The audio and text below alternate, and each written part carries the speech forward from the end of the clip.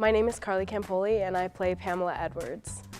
So the 39 Steps is much different than any other plays that I've been in, such as the Laramie Project last year or Scots on the Rocks. And I've done comedies before, but it's just so different because of the precision that's required for it. A lot of the times in theater you can improvise a couple of the lines if you get it wrong or whatever, but in this kind of slapstick comedy, if you're not on the ball constantly at all times, it ruins the comedy to it, and it was a big challenge for the whole cast and myself as well to really nail that, and it took a lot of practice, but we got there.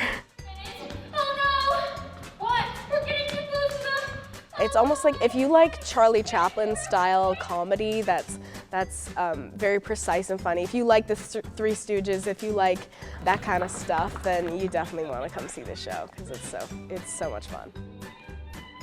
We want to see you Thursday night on our opening night, February 27th at 7 p.m. Again on Friday, the 28th, and then our matinee show on Saturday at 1:30 p.m. We hope to see you there.